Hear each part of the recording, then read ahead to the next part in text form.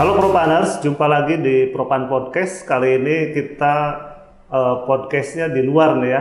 Ini apa namanya tempatnya nih, Cik? Ini namanya Taman Ide. Taman Ide ya, Taman Kopi Ide dan teh.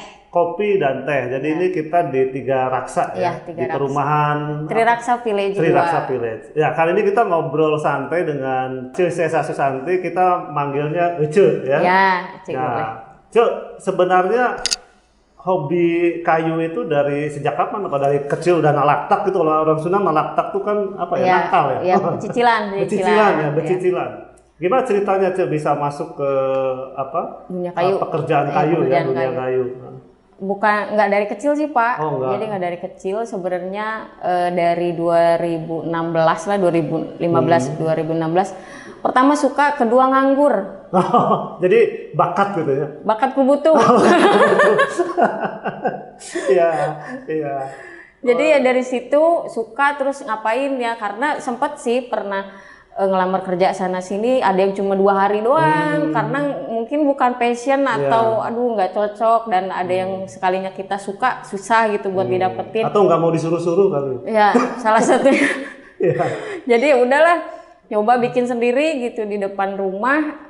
Sekarang kan apa-apa diupload, ada yang mau, ya udah dijual dan terus begitu. Sampai sekarang masih online. Oh, jadi pertama kali bikin itu apa tuh bedanya tuh, Cik? Itu kayak side table. Oh, side table. Side table saya lihat dapat dari internet gambarnya, saya ikutin, ada bikin ukuran sendirinya, sabisa-bisa lah bahasa Sunda namanya gitu. Sebisa-bisanya. Ya. Jadi nggak ada yang ngajarin, Cik? Nggak ada. Bapak tuh sebenarnya bisa di bambu, cuma kan nggak mau anaknya sarjana perempuan main kayu, jadinya hanya dicuekin gitu. Padahal nggak ada hubungan juga sama akademisnya ya? Nggak ada hubungan. Akademisnya bahasa Inggris malah. Iya betul, nggak nyambung pokoknya. Nah, ini Propaners tadi sekolahnya bahasa Inggris ya, malah terjun ke dunia kayu. Iya betul, jadi tukang. Jadi belajarnya dari YouTube atau gimana tuh? Sebenarnya sih lebih banyak nyoba sendiri. Kalau YouTube tuh kadang-kadang, kenapa nggak sering? Karena pengangguran nggak bisa beli kuota Pak, jujur aja gitu. Jadi ya udah gambar, kita main imajinasi. Pokoknya bagaimana caranya, pokoknya sama aja lah di hasil akhir. Meskipun ada kekurangan, yaitu untuk pelajaran lah next gitu. Oh harus begini-begini, kayak gitu sih Pak. Iya. Nah kalau saya lihat nih di media sosial ya. Medsosnya Ece ini lumayan nih. Alhamdulillah. Iya kan? Ya. Jadi itu dari awal memang konsisten ya, Cik? Konsisten tiap hari, bahkan istilahnya nggak ngupload sesuatu hal yang berhubungan dengan kayu tiap hari itu kayaknya nggak betah. Meskipun itu orderan, produk ataupun edukasi tentang kayu yang saya tahu, selalu berusaha untuk diupload gitu. Itu organik terus, Cik? Ya. Ya. Nah ini Propaners ya. Jadi kalau kita punya ide ya untuk melakukan sesuatu ya, Cik ya. Karena sekarang ini udah dunia digital ya. Jadi manfaatkanlah media sosial ya. Sangat mudah Pak, di Sangat rumah mudah, sambil ya. rebahan nih bisa. Sambil rebahan bisa ya. Jadi ini bukannya cerita bohong ya, sambil rebahan bisa ya. Buktinya sudah ada sekarang ya.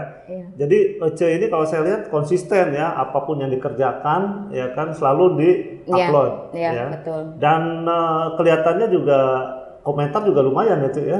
Lumayan. Dapat order banyak kan dari situ dong, Cik? Banyaknya dari situ, Banyaknya Pak. dari medsos. Justru yang nggak kenal gitu kan, dia tiba order, bahkan karena udah trustnya gitu kan, nggak ribet langsung cash, bayar full di awal gitu kan.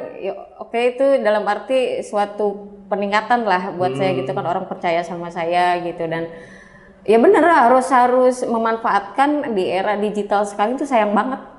Kalau dulu kan kita jualan harus ada toko, belum dalam arti marketnya gimana, jualnya gimana. Sekarang ya yang tadi saya bilang sambil rebahan juga bisa. Sambil tiduran tiba-tiba ada yang order kan, kayaknya enak banget dan, gini. Dan nggak perlu tempat pinggir jalan ya. Betul. Ya, nah itu Propaners ya. Jadi jangan khawatir punya lokasi yang dibilang nggak strategis ya. Iya, betul. Kayaknya udah nggak berlaku ya sekarang itu. Iya, nggak berlaku. Kalau dulu kan 3L ya, lokasi. Iya, sekarang. Iya, kalau sekarang nggak ya. Nah, Cek, pernah nggak dapat kesulitan pada saat bikin itu? Bikin apa tuh yang cukup sulit? Paling lebih ke kayak misalnya dari konstruksinya segala macam. Kan saya custom, jadi apa yang customer inginkan, desainnya segala macam kita ikuti gitu. Jadi nggak sedia barang ready dari situ. Jadi mungkin ada kayak desainnya sih, lebih ke desain yang kita bisa ikuti itu agak sedikit susah. Tapi selalu nyoba sih Pak, selalu ngerasanya selalu ada jalan karena kalau orang kreatif itu selalu punya problem solving. Iya, iya. Itu yang masalah malah jadi tantangan ya. Iya betul, nggak ada tantangan kayak biasa aja. Iya, iya. Ya kayak gitu. Jadi selama ini setiap ada tantangan itu bisa diatasi ya. Terutama masalah konstruksi ya. Iya. Ya sambil belajar lah. Sambil belajar, sambil nerima orderan. Kalau saya sering bilang ke ada tim saya bilang hitung-hitung belajar anu ngamodalan. Ya. Keluar Sundananya. Ya. Ya. Jadi Ece ini punya brand yang namanya Nalaktak. Iya. Ya, Nalaktak ya. Jadi silakan juga nanti Propanders coba dilihat di IG-nya. Namanya Nalaktak juga ya. Iya, Nalaktak. Jangan dicari ya.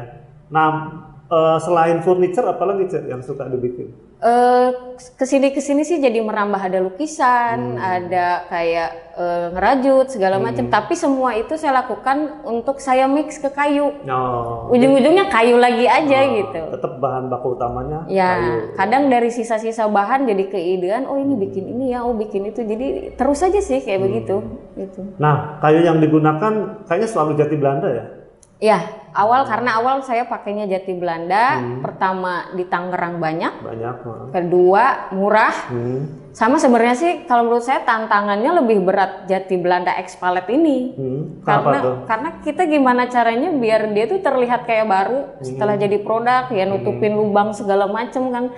Kalau kayu baru kan ya udah itu udah bagus, udah presisi, mulus istilahnya gitu. Itu sih tantangannya. Jati Belanda ini karena sebenarnya kayu recycle ya, bekas palet ya. Nah, gitu. ya. Jadi ini sebenarnya benda yang sudah terbuang ya, udah terbuang, di recycle ya. Kita jadi bikin mebel.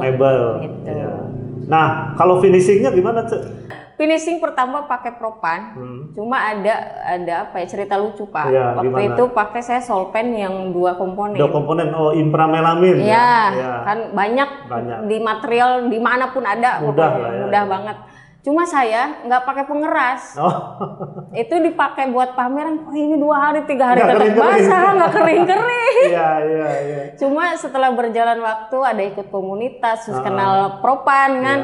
Ada pelatihan di propan, jadi saya sekarang makin pintar. Jadi sudah tahu ya perbandingannya berapa banding berapa. Udah tahu, udah macem-macem, udah stain, dye stain segala macem ya. Glaze juga ya. Iya, banyak ilmu banget asli dari propan. Nah kalau bahan finishing yang water base sudah pernah nyoba juga? Udah pernah nyoba. Banyak ke water base atau ke solvent base nih? Sebenarnya sih lebih ke solvent. Kenapa Cek? Karena apa ya, memang kita permintaan pasar juga. Kalau water base mungkin saya lebih ke yang produk untuk anak-anak. Untuk kasih. Jadi disesuaikan sih Pak di mana customer gitu kan. Karena customer saya nggak yang menengah ke bawah aja, ada yang menengah ke atas gitu. Kita menyesuaikan karena custom gitu. Nah ini ngomong-ngomong gini Cek ya, kan jarang nih woodworker ya yang perempuan gitu ya. Ini mungkin Ece ada pesan nih buat teman-teman yang perempuan yang mungkin punya minat untuk jadi woodworker gitu. Iya. Sekarang sih saya lihat udah banyak ya Pak. Udah banyak alhamdulillah. Kalau dulu awal-awal saya di 2016 mungkin aneh banget. Ya mungkin ada, cuma nggak terekspos, saya nggak tahu. Tapi sekarang sudah mulai bermunculan di sosial media. Ya lebih ke ikutin aja, memang mau passionnya apa gitu kan. Kalau suka kayu ya udah jalanin aja gitu, nggak usah mikirin omongan tetangga, omongan siapapun ya, selama halal. Selama halal, dan alhamdulillah toh saya juga awalnya juga agak sanksi sih dengan ini berjalan ya udahlah. Pemikiran saya waktu itu simple, saya main kayu hanya untuk menafkahi diri saya sendiri. Dan alhamdulillah sekarang udah bisa ada punya tim, ada kerjasama sana sini. Dalam arti kan kita bermanfaat untuk orang lain juga gitu. Alhamdulillah itu ya. Alhamdulillah. Iya. Nah Cek, kesan-kesan mengenai produk propan bagaimana Cek? Kesan-kesannya saya banyak edukasi. Alhamdulillah. Jujur apa ya? Propan kan sering ngadain pelatihan, ngundang kita nih tukang kayu ke Propan pusat gitu. Kita disuruh apa sih deh kayak pelatihan segala macam. Dari situ saya saya kok oke lah ini keren nih, nggak cuma ngejual produk, iya. tapi kita juga user diedukasi gitu loh, nggak cuma oke jual produk selesai gitu kan, tapi kan juga kalau diedukasi kita jadi maksimal dalam pengaplikasian finishingnya. Itu sih yang saya salut sama Propan gitu ya, bener-bener dikasih edukasi untuk usernya gitu. Oke, Ce, jadi teman-teman Propaner semua, kali ini kita sudah mendengarkan kisahnya Cisesa nih, Cisesa Susanti. Jadi teman-teman kalau punya ide dan itu passionnya, lakukan saja. Dan sekarang ini dengan era digital, sangat mudah dan murah ya sebenarnya, sangat mudah dan murah untuk kita bisa mempublikasikan apa yang kita kerjakan. Belanja bahan-bahan juga kan bisa online sekarang. Bisa online sekarang, ya. Jadi semua serba online. Jadi jangan banyak alasan itu ya. Jadi orang-orang mager masih bisa berkarya. Nah, orang itu bisa berkarya. Oke, Ce, terima kasih sama-sama, atas waktunya. Oke, Propaners, lain kali kita akan jumpa lagi di topik yang berbeda. Ya, sampai jumpa di kesempatan berikutnya. Cari cat, cari Propan. Cari cat, cari Propan.